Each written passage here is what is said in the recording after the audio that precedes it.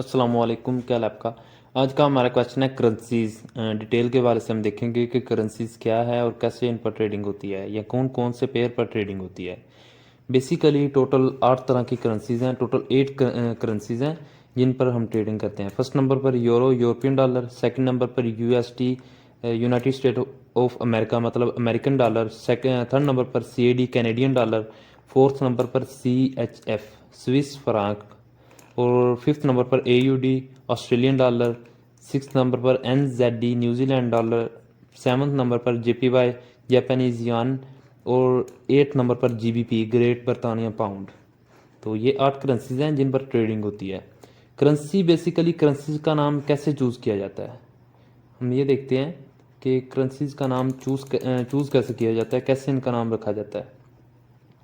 Basically हर currency, किसी भी country की करेंसी टोटल 3 अल्फ़ाबेट्स पर मुश्तमिल होती है, कंसिस्ट होती है।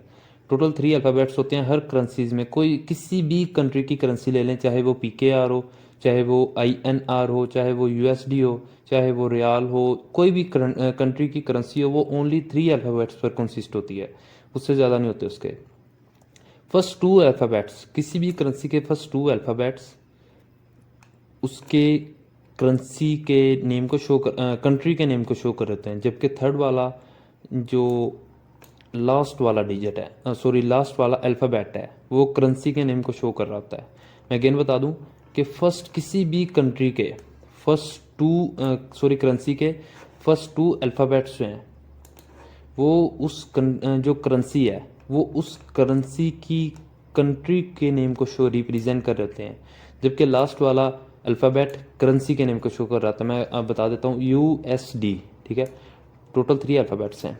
फर्स्ट 2 अल्फ़ाबेट्स यूएस जो कंट्री के नेम को शो कर रहे हैं, US United State of America, और थर्ड वाला अल्फ़ाबेट लास्ट वन डी से डॉलर, सी ए से कैनेडियन, डी से डॉलर, ठीक है।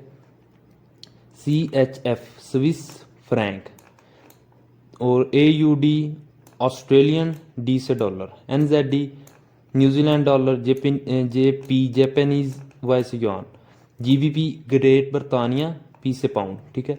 हर कंट्री की जो करेंसी होती है उसके फर्स्ट 2 अल्फ़ाबेट कंट्री को शो कर रिप्रेजेंट कर रहे हैं, जबकि लास्ट वाला अल्फ़ाबेट उस कंट्री के जो करेंसी है उसके नेम को शो कराता है। जैसे PKR है, PK से पाकिस्तान और R से रुपी, पाकिस्तानी रुपी। INR है, IN से इंडियन, R से रुपी, ठीक है। उम्मीद है कि करेंसी की समझ आ गई होगी कि करेंसी का जो नेम है वो कैसे रखा जाता है।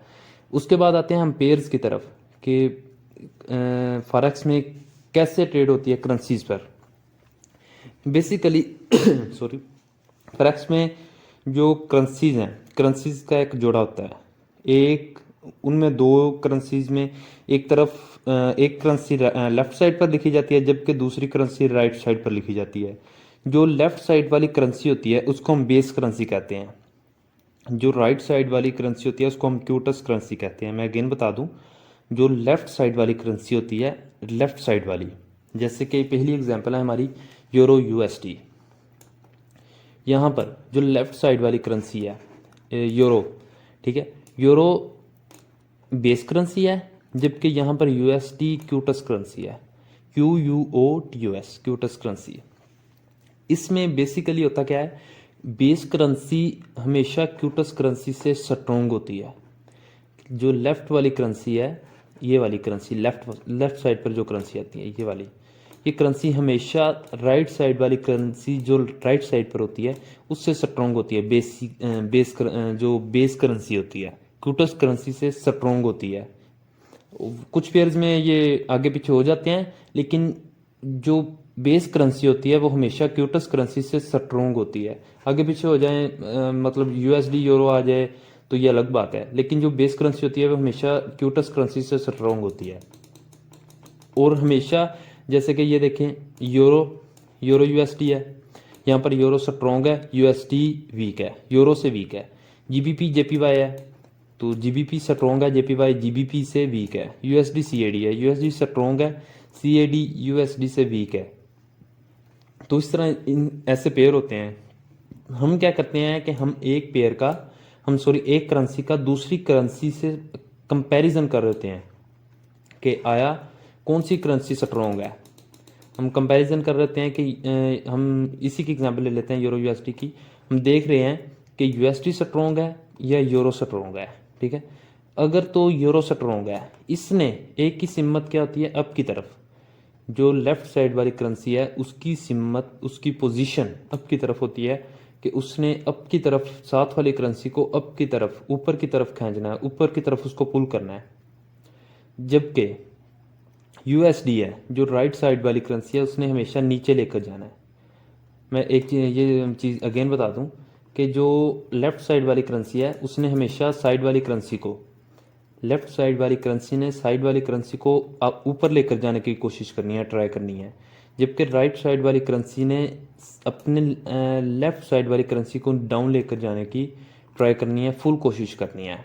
तो जो करेंसी इन दोनों में से, इन दोनों करेंसीज में, दोनों करेंसीज का मतलब दो चीज़ों के मजमूए को पेयर कहते हैं। ये तो आपको पता होगा कि दो चीज़ों को पेयर कहते हैं या जोड़ा कहते हैं, ठीक है। तो यहाँ पर एक पेयर है, जोड़ा है करेंसीज का, यूरो यूएसडी का। अगर तो यूरो स्ट्रॉन्ग हुआ यूएसडी से तो ये क्या आ जाएगा, ये इसको अप लेकर जाएगा बाई की तरफ। लेकिन अगर यूएसडी यूरो से स्ट्रॉन्ग हुआ तो ये इसको डाउन लेकर जाएगा, ठीक है। मैं ये बात अगेन एंड अगेन दोहरा रहा हूँ कि लेफ्ट साइड वाली करेंसी राइट साइड वाली करेंसी को अप लेकर जाने की कोशिश करेगी, जबकि राइट साइड वाली करेंसी लेफ्ट वाली करेंसी को डाउन लेकर जाने की फुल ट्राई करेगी कि ये डाउन जाए।